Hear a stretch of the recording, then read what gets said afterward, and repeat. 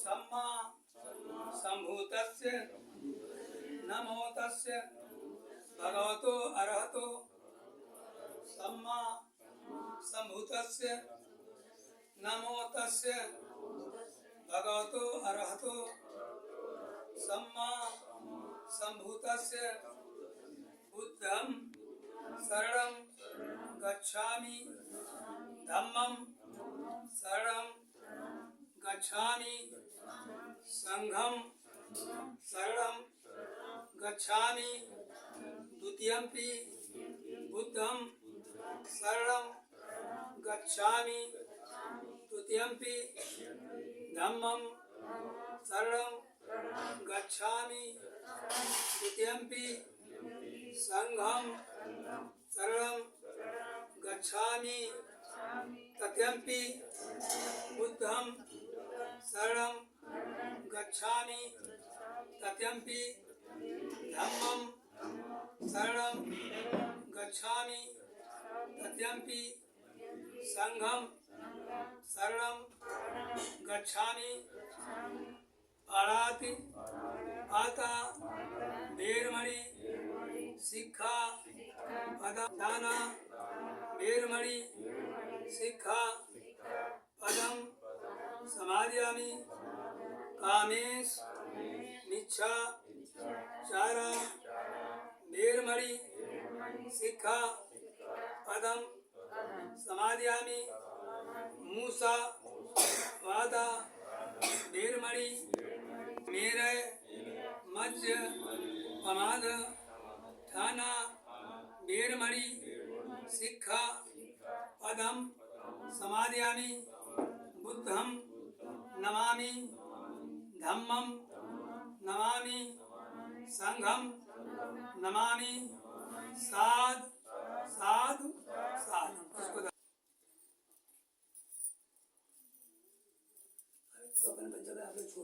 भगवान बुद्ध जो एक कह गए हैं, यही पूरे भारत में घूम घूम करके ये त्रिशूल और पंचशील का पैदल चल करके उस जमाने में न कोई ये जूता था न चप्पल था, तो आविष्कार ही नहीं हुआ था। कई हजारों वर्षों की बात हो गई ना, तब चला ही नहीं था, बाहर भर जाते थे।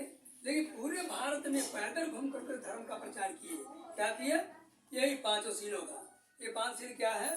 जैसे मैंने बताया कि पाणाति पाता वेरमणि शिक्षा पदम समादयानि, यानी मनुष्य को प्राणी हिंसा का नहीं करना चाहिए, यानी जान करके चोटी तक नहीं मारना चाहिए। लेकिन आज जमाने में देखिए क्या हो रहा है, क्या नहीं हो रहा है, तो देख ही रहे हैं कितनी हत्याएं हो रही है, कितनी हिंसा हो रहा है।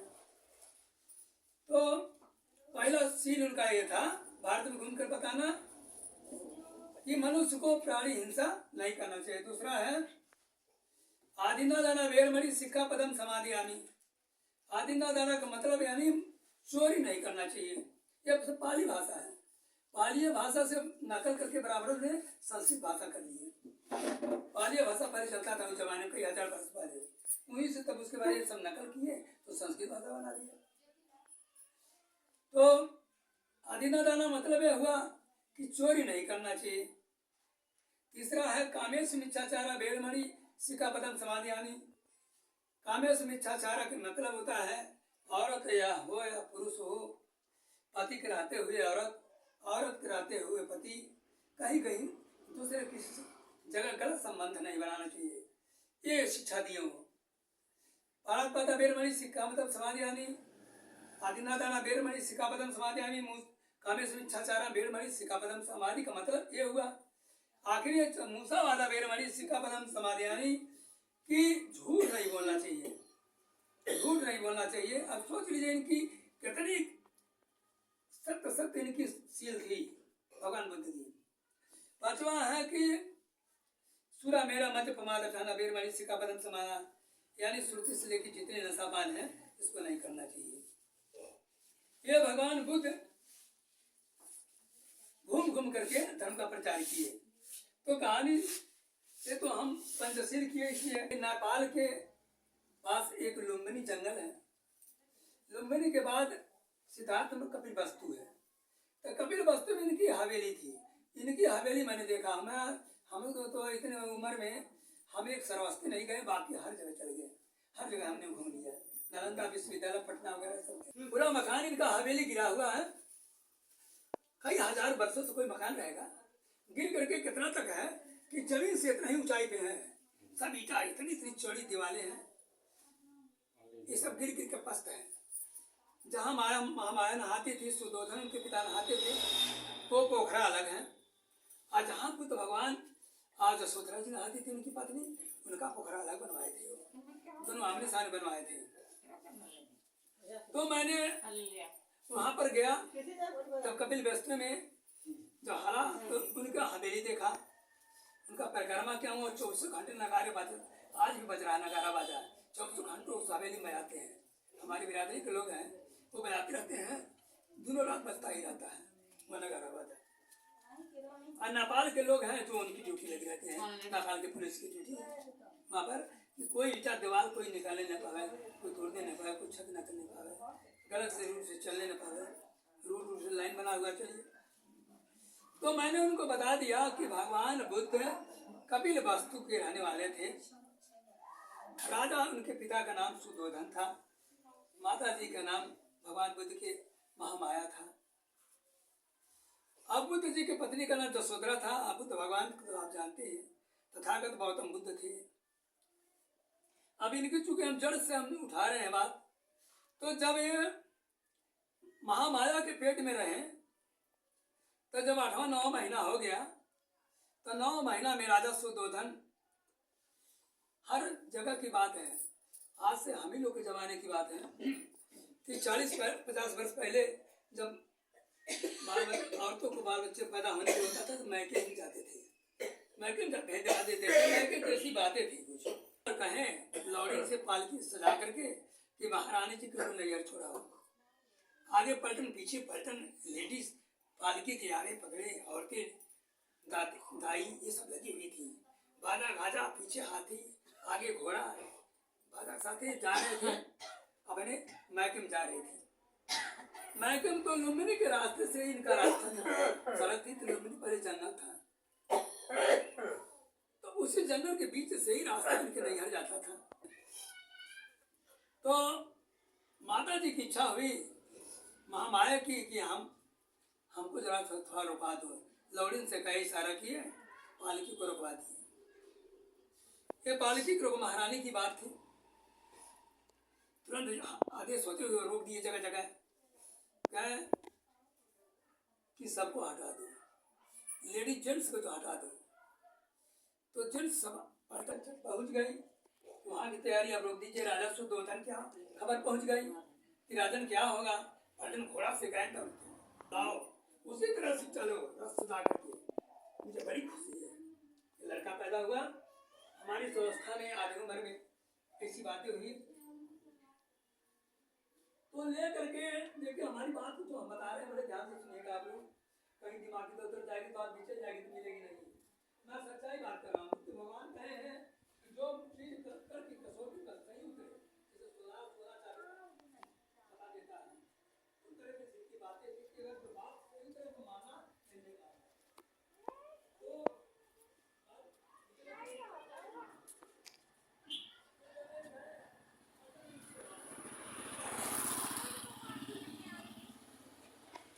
के पालकी पर बुद्ध भगवान को लिटा दिया गया।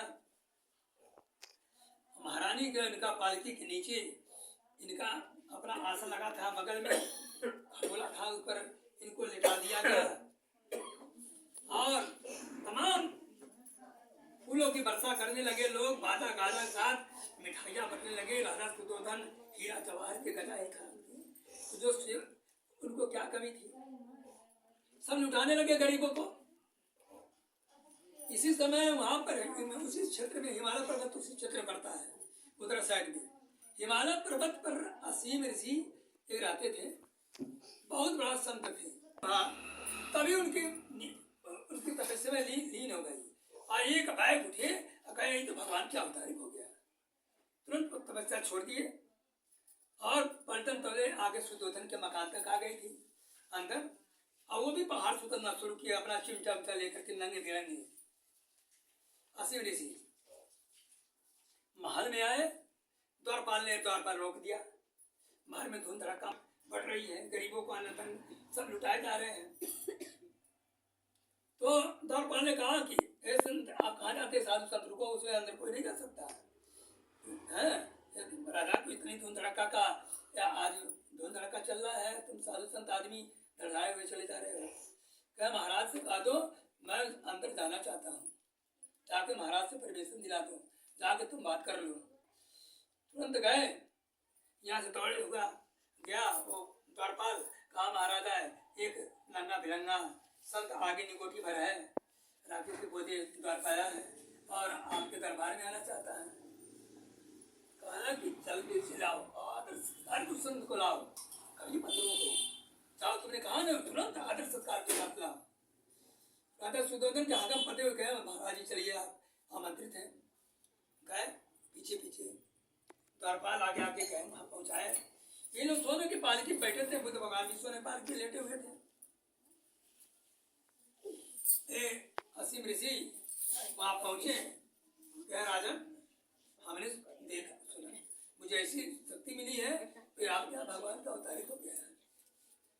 कहे प्रभु, मैं तो नहीं जानता हूँ संत जी, लेकिन कौन सी अवतारिक है मैं तो जानता नहीं हूँ, लेकिन लालन हमें पैदा हुए, बच्चा पैदा हुए हैं, लंबी जंगल हुए हैं, हम वहां से लाए हैं, पालकी बच्चा लेटा हुआ है, सोया हुआ है, मुझे उसका दर्शन करा। अंदर जा, कहे कि अभी तो बालक लेटा हुआ है। कहे देखो, दिव्य बालक कभी सोते नहीं है। राजन जाके देखो, अंदर जाके देख लो, वो बालक हंसता होगा, वो सोते नहीं है, वो बालक नहीं है जो तुम सोच रहे हो।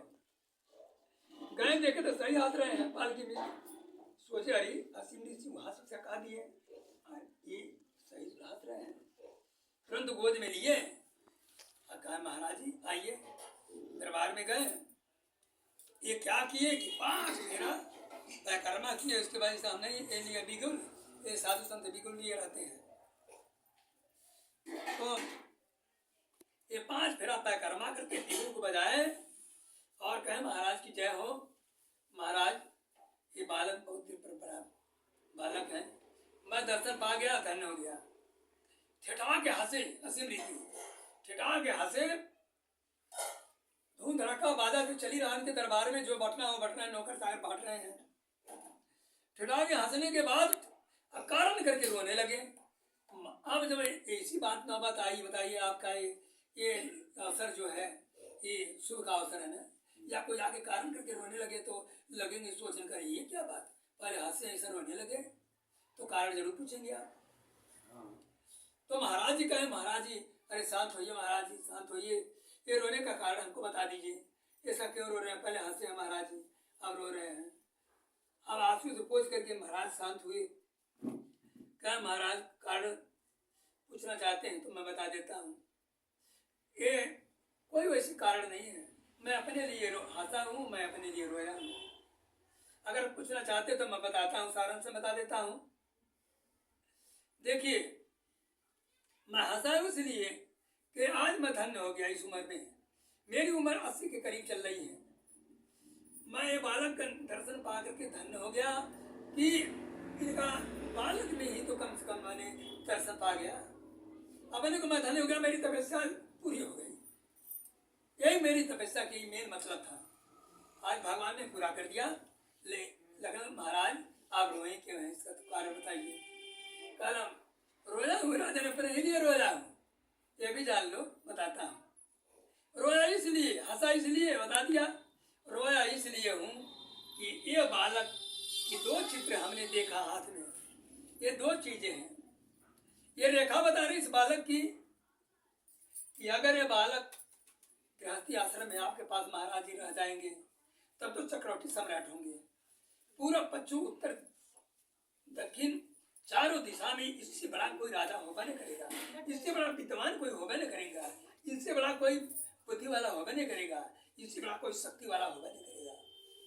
सब जगह से जीत करके, चारों दिशा से जीत करके सब चक्रवर्ती सम्राट होंगे राजन।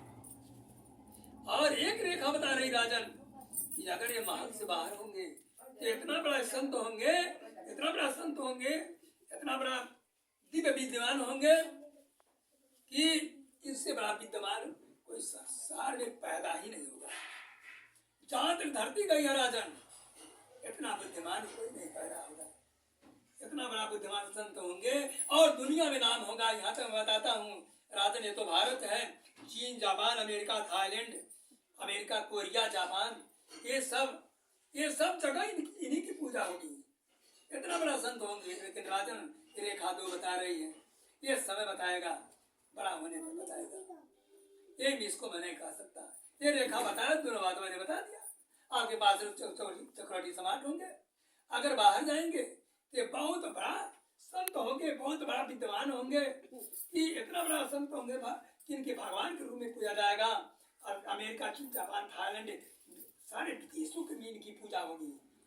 भारत में कौन सी बात छोड़ते हो, विदेशों में इनके अलावा किसी को मानवे नहीं करेंगे। और आज वही हो रही है, आज वही हो रही है कि विदेशों में इन्हीं की पूजा होती है। जितने जगह नाम लिया, सब जगह इन्हीं की पूजा होती है। न राम की, न कृष्ण की, न रहमान की, किसी की नहीं पूजा होती है। इसका कारण क्या, मैं अभी बता रहा हूँ। पूजा होने का कारण क्या है, तो कथम मैं बताऊंगा आगे।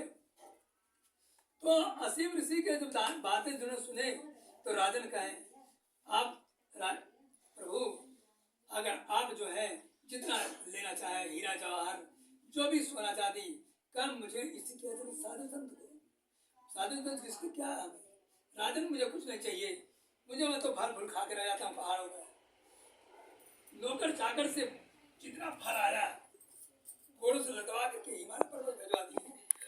महाराज जी जाइए, प्रणाम किए। इनकी कथाएं चलती रही।